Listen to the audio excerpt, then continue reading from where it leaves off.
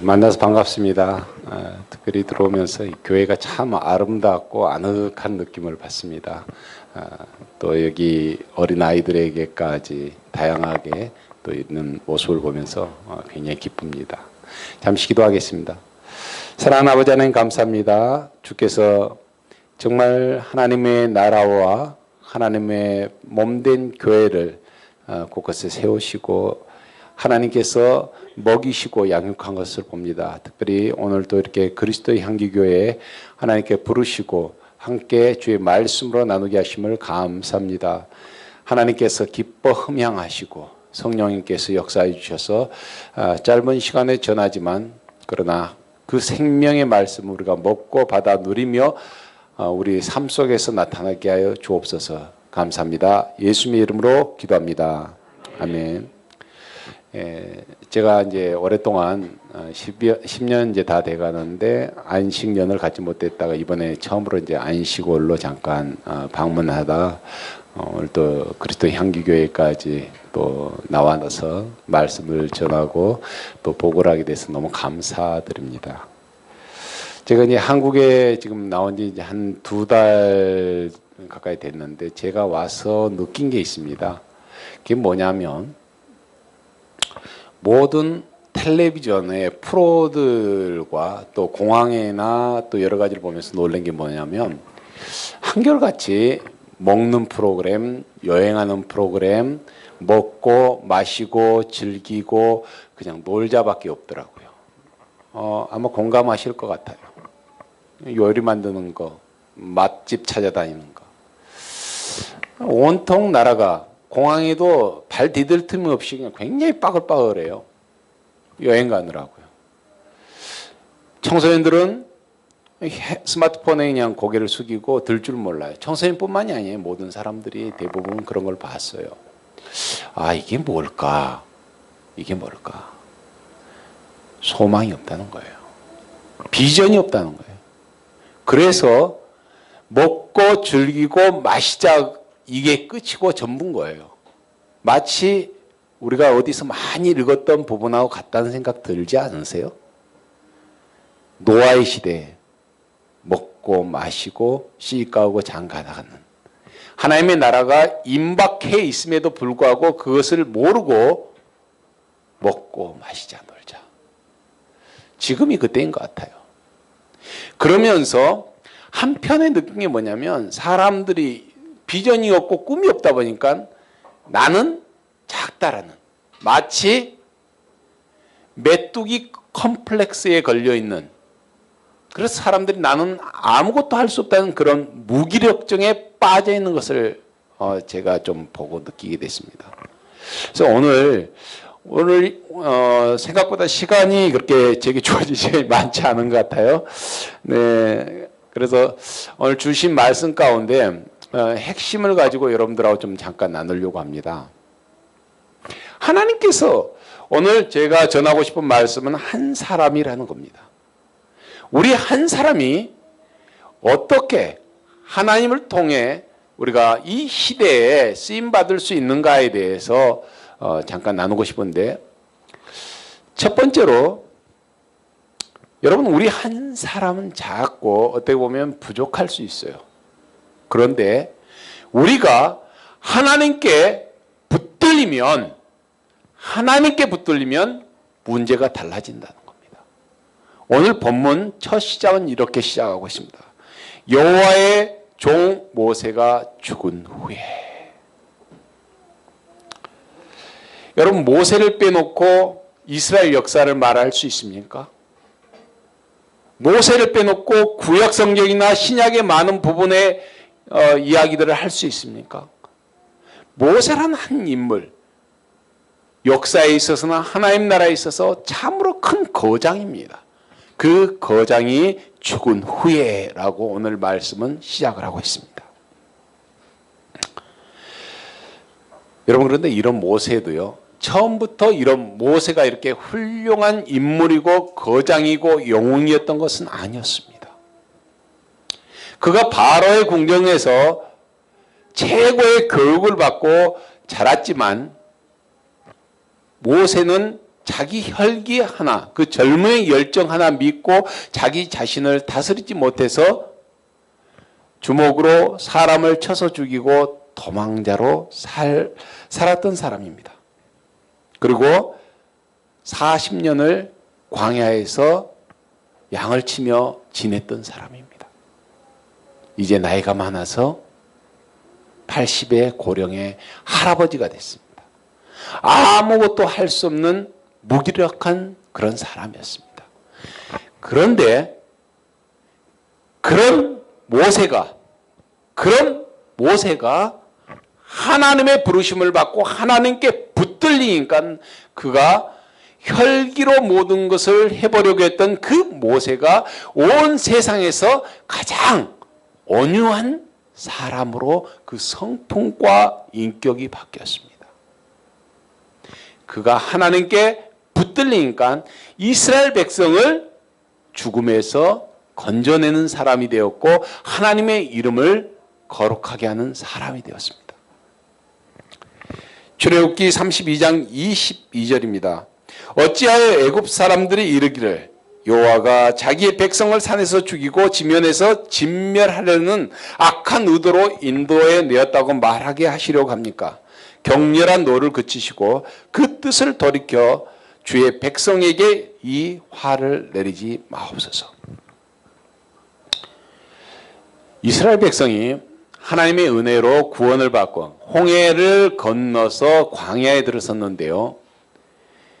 광야를 건너는 그 순간에 찬양하면서 노래 불렀던 사람들이 하나님을 대신하는 그 모세를 향하여서 돌로 쳐 죽이려고 하고 또 물이 없다고 먹을 것이 없다고 툭하면 하나님을 향하여서 원망을 하는데 그 분노가 하나님을 향하여서 원망하는 그 분노가 어느 정도냐면 우리가 익히 잘 알듯이 하나님이 특별히 나에 대해서 여러분에 대해서 얼만큼 오래 참고 인내하시는 분인지를 여러분 스스로가 아실 겁니다. 그런데 그 하나님의 인내의 그 한계 찰 때까지 차도록 하나님께 참으셨지만 그 한계를 넘어설 정도였다는 거예요. 그래서 하나님께서 이 이스라엘 백성을 다 쓸어버리고 새롭게 시작하려고 했습니다. 그래서 모세를 부릅니다. 모세야, 이제 내가 저 백성을 다 쓸어버리고 이제 너로 하여금 새로운 민족을, 새로운 시작을 내가 너로 하여금 하겠다 이렇게 말했습니다. 이런 우리 같으면 얼마나 신나고 좋아요. 나를 그렇게 못 살게 굴고 나의 가시와 같았던 사람을 제해버리고 하나님께서 나로 하여금 새 민족, 새 나라, 새 역사를 쓰겠다는데 얼마나 영광이고 좋아요.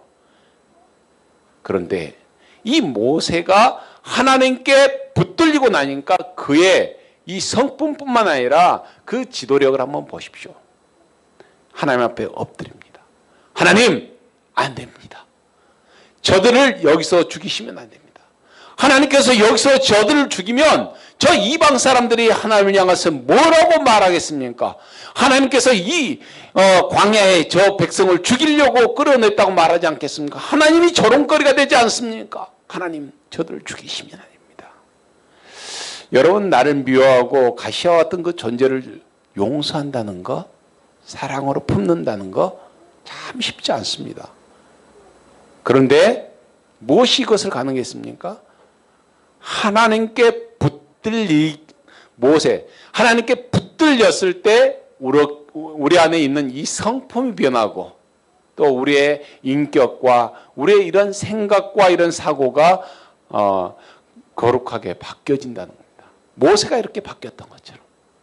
모세 한 사람이 하나님께 붙들렸을 때 한 나라가, 한 민족이 살게 되었을 뿐만 아니라 하나님의 이름이 거룩하게 되어지게 되었습니다. 여러분 한 사람은 결코 작지 않습니다. 제가 많은 것을 보면서 우리들 가운데 사단이 너무나도 견고하게 또아리 틀고 있는 게 한 가지 있는데 그게 뭐냐면 작은 것, 무기력한 것이라는 것에 대한 어떤 그 견고한 콤플렉스로 우리를 이렇게 가둬두고 있는 듯한 느낌을 받습니다. 학생들도요. 공부를 1, 2등 하는 학생들도 그 매번 가장 심한 그 콤플렉스에 갇혀갖고 자기 스스로를 가둬버린 걸 봐요. 교회들도 제가 볼 때는 이 교회를 볼 때에 굉장히 생명력 있고 역동적인 것을 제가 느꼈어요. 그런데 우리가 흔히 말할 때 이 한국 교회가 지금 심각하게 병이 들어있지만 그 병은 다른 게 아니에요. 이 교회는 결코 작지 않아요. 여러분 안에 가지고 있는 이 생명력은 굉장히 크고 역동력인데 우리 스스로가 작다라는 기업주의적인 수의 많고 적음에 따라서 나를 작다 크다 성적이 뛰어나고 부족함에 따라서 나를 크다 작다로 판단해요. 그런데 하나님의 잣대는 그렇지 않습니다. 하나님은 내가 보기에 내 스스로 보기에도 아주 작고 무기력하다고 생각할지 모르지만 하나님은 우리 각 사람에게 그 누구에게도 없는 그 사람만에게 있는 역량과 뛰어남을 하나님께 부여하셨습니다. 그리고 하나님은 그걸 쓰시기를 원하시고 기뻐하고 계세요. 그런데 사단이 우리를 속이고 우리 스스로에게 메뚜기와 같이 작다라는 콤플렉스를 우리에게 심어놓음으로 말미암아서 우리가 그 하나님께 주신 하나님께 영광 돌릴 수 있는 그 뛰어난 것을 발휘하지 못하도록 우리 스스로를 가두어 버리게 만들었다는 것을 여러분이 잊지 않았으면 좋겠어요. 하나님은요 여러분에게 기도할 수 있는 힘을 주셨고 여러분만이 가지고 있는 그 독창적인 것을 가지고 하나님께 영광을 돌리고 하나님을 기쁘게 해 주시기를 원하고 계세요. 선교지 있다 보면 그 기도의 중요성을 많이 봅니다. 여러분 때로는 내가 물질이 없어서 내가 다른 것보다 다른 사람들보다 가진 것이 없어서 내가 할 수 없다고 나 스스로를 가두어 버릴 수 있어요. 그런데 저기 있는 저 어린 아이까지도 할 수 있는 게 있습니다. 기도입니다. 여러분 전쟁터에 나가 보시지 않았더라도 전쟁은 보병이 하지만 실질적으로 보면은 실제적인 싸움은 보병의 싸움이 아닙니다. 적진 한가운데 적군이 앞에 확 치고 있을 때 물론 보병이 최전방에 있지요. 그때 그 뒤에 무전으로 뒤에 후방에 있는 포병에게 무전을 날리지요. 좌표를 찍어주고 그 지점으로 포탄을 날려주라고 무전을 날립니다. 그러면 뒤에 포병이 포탄을 막 소나기 붓듯이 그 일대를 완전히 초토화시키는 포탄을 붓습니다. 그리고 나면 보병들이 그 나머지 잔당들을 가서 소탕하면서 이 전쟁의 싸움은 결판이 나는 거예요. 선교도 마찬가지예요. 여러분 선교사들은 말단 소총수와 같아요. 적진 깊숙이에 들어가 있지만 실질적인 싸움은 후방에서 쏘아대는 기도의 포탄, 기도의 미사일이 곳에 올 때에 그 전쟁의 승패가 가늠되는 걸 여러분이 잊지 마세요. 그리고 하나님께서 여러분에게 부어주신 것, 여러분에게 맡기시고 여러분에게 요구하시는 것은 바로 그거예요. 여러분은 작다고 생각하는 그것을 깨쳐버리고 여러분이 하실 수 있는 그 기도로 선교지를 향하여서 선교지에 있는 미전도 종족에 대해서 여러분들이 품고 입양하고 여러분들이 기도해 주세요.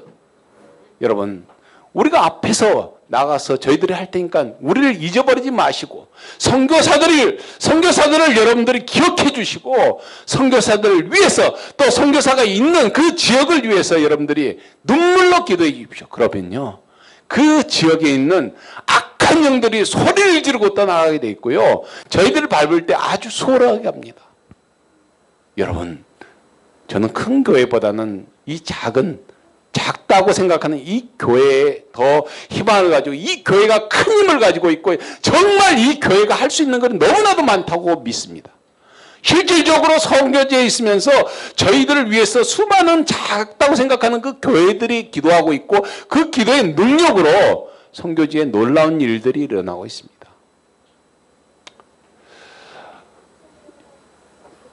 여러분 우리가 또 잊지 말아야 될 게 있습니다.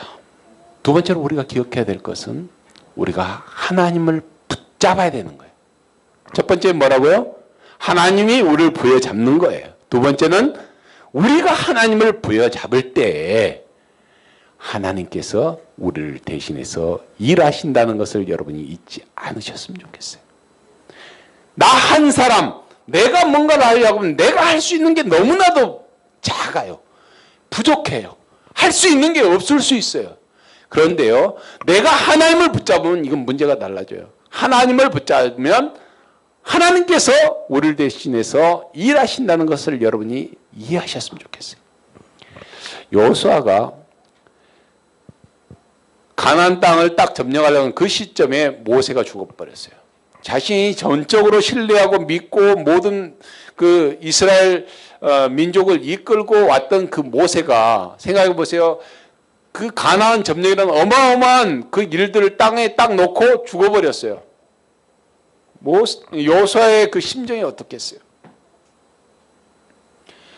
여러분, 지금 점령해야 될 땅은요, 거기에는 거인족들이 살고 있습니다. 키가 2m 50에서 3m 되는 거인족들이 살고 있어요. 그들이 있는 그 성벽은 아주 견고하다고 그렇게 되어 있습니다. 또 그들은 병거를 가지고 있어요. 최신식 무기를 가지고 있습니다. 또 그 민족들은요, 전쟁으로, 어려서부터 전쟁으로 다져졌고 전쟁으로 싸워서 먹고 사는 사람들이에요. 반면에 이스라엘 백성은 어때요? 노예로 살았어요. 전쟁을 해본 경험이 없어요. 무기도 없어요. 툭하면 지도자 멱살 잡고 툭하면 돌로 쳐 죽이려고 하는 사람들이에요. 심지어 모세가 어떤 사람이에요? 모세는 하나님과 대면해서 말했던 사람이에요. 이런 사람을 죽이려고 했던 그 민족의 습성 앞에 지금 이제 이 여호수아가 하나님의 말씀에 따라, 명령에 따라서 이 민족, 그런 민족을 끌고 저들과 싸워야 된다. 이게 싸움이 되겠습니까? 그때 이 여호수아의 두려움은 이루 말할 수 없는 극한 두려움이었어요. 극한 두려움. 우리에게도 이런 일들이 있을 수 있습니다. 우리에게 수시로 이런 두려움과 공포가 다가올 수 있습니다. 그때 우리가 붙들 게 뭡니까? 그럴 때 내 자신이 할 수 있는 능력으로 그 문제를 해결하려고 하면 그 두려움과 공포는 더 커지게 돼 있어요. 그런데 여호수아가 어떻게 이 문제를 풀어나가신 줄 아십니까? 하나님을 붙든 거예요. 내가 싸우는 거예요. 하나님께 말씀하시지요. 두려워하지 말라. 강하고 담대하라. 그것도 3번씩이나. 무슨 얘기예요? 하나님이 너를 대신해서 싸울 테니까 염려하지 말고 두려워하지 말라. 이렇게 말씀하신 거예요. 우리를 향하여서, 여러분 자신들을 향하여서 하나님께 그렇게 말씀하고 계시는 거예요.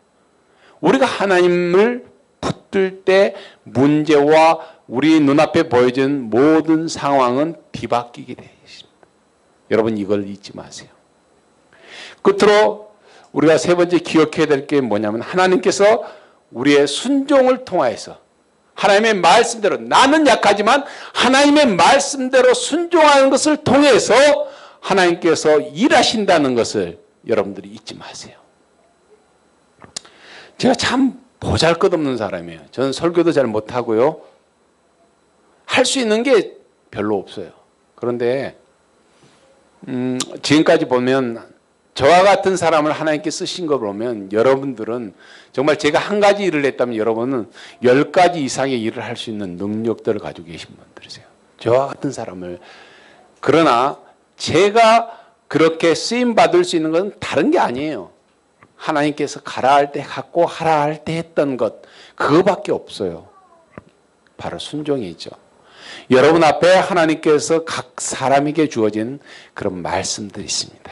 이 말씀에 따라서 머뭇거리지 말고 머리로 계산하지 말고 바로 순종할 때 하나님은 오병이어와 같은, 또 수많은 그 여호수아 여리고성이 무너지는 것과 같은 그런 기적들을 내 삶에서, 성경에 기록된 이야기가 아니라 내 삶의 현장에서 실질적으로 그것을 나타낸다는 것을 여러분 믿으시기 바랍니다. 그러면 기적이 일어납니다. 네. 바라기는 여러분들이 이 마지막 시대를 살아가면서 소망이 없는 다른 사람들 같은 삶으로 똑같이 따라가지 마시고 하나님께서 여러분들에게 주신 거룩한 그 소명이 있잖아요. 그 소명을 생각해내시고 내가 할 수 있는 지금 당장 거룩한 게 아니라 지금 내가 당장 지금 할 수 있는 그것이 무엇인지를 찾아서 그것을 하십시오. 그러면 하나님께서 그것을 통해서 여러분을 사용하시고 여러분을 통해서 기적을 일으키시는 하나님인 것을 여러분 믿으시기 바랍니다. 기도하겠습니다. 사랑하는 아버지 하나님 감사합니다. 참 부족하지만 하나님 부족한 가운데 증거했습니다. 하나님께서 우리 그리스도 향기교회를 더 복되고 이 마지막 시대에 살아 생명력이 있는 교회로 하나님께 세워주시고 하나님 우리 그리스도 향기교회 성도들을 통하여서 지역에 믿지 않는 자들이 주께 돌아온 역사 있게 하여 주시옵소서. 감사합니다. 예수님의 이름으로 기도합니다. 아멘.